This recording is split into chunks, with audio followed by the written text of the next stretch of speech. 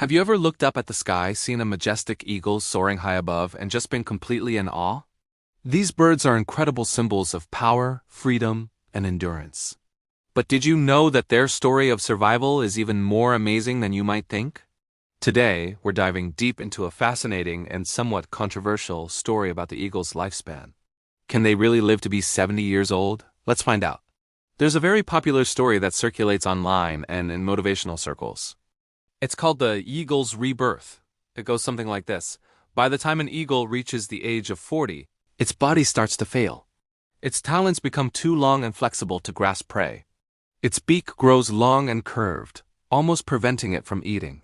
And its feathers become thick and heavy, making it difficult to fly. At this point, the eagle faces a tough choice.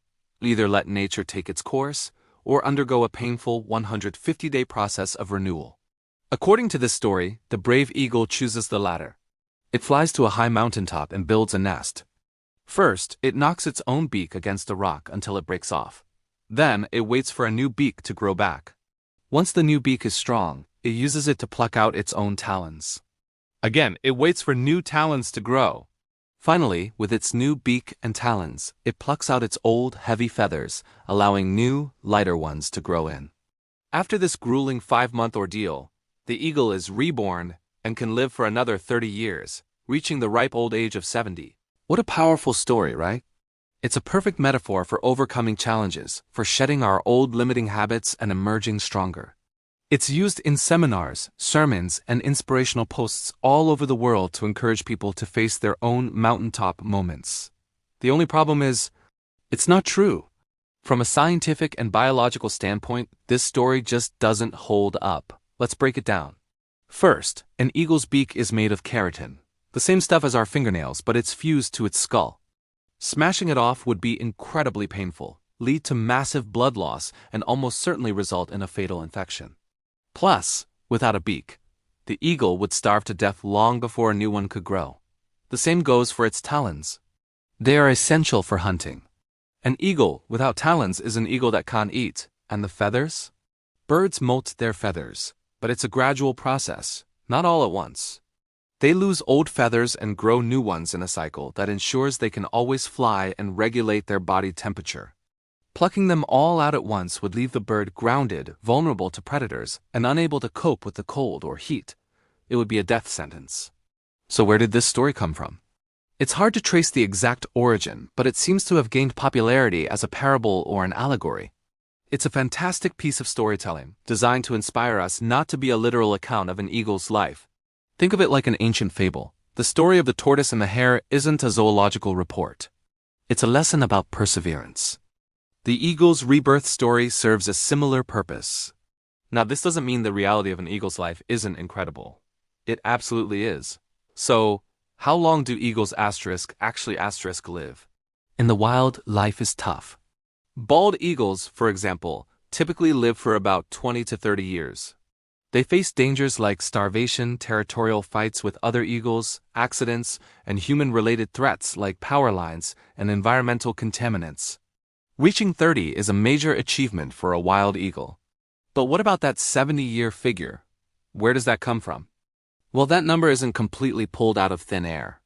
It comes from eagles living in captivity. In zoos, sanctuaries, or rehabilitation centers, eagles are protected from the hardships of the wild. They have a constant supply of food, no predators to worry about, and access to veterinary care. Under these ideal conditions, their lifespans can be dramatically extended. There have been documented cases of bald eagles living well into their 40s in captivity. One famous bald eagle in New York lived to be 47. For other eagle species, like the Steller's sea eagle, there are records of them living past 50 in captivity. While reaching 70 is extremely rare and might be pushing the absolute upper limit, it's in the realm of possibility under perfect, human-managed care. So the 70-year part of the myth is an extreme exaggeration of what's possible in the most ideal protected environments, not a standard for eagles in nature. The real story of an eagle's survival is a masterclass in adaptation, not rebirth. Let's talk about their amazing beaks. An eagle's beak is a multi-tool. It's hooked and sharp, perfect for tearing meat. But it doesn't just keep growing uncontrollably like in the myth. Eagles maintain their beaks through daily use. tearing at tough hides, scraping bones, and even rubbing their beak on branches. A behavior called feeking helps keep it in perfect shape. It's a continuous process of wear and maintenance, not a one-time painful overhaul. And their talons? They are their primary hunting weapons. They are incredibly strong, capable of exerting hundreds of pounds of pressure per square inch. Just like the beak, they are kept sharp through constant use. Catching prey, carrying it, and even walking on rough surfaces helps to naturally wear them down and keep them effective. They don't become overgrown and useless. In fact, if an eagle's talons or beak were to overgrow, it's usually a sign of a health problem, not a normal part of aging. So we've debunked the myth of the painful rebirth. But we've uncovered something just as inspiring, the true story of an eagle's resilience. These birds don't need a magical, mythical transformation. Their entire lives are a testament to strength and survival.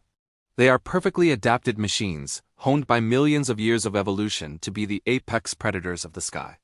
The reason the rebirth story is so popular is because it resonates with our own human experience.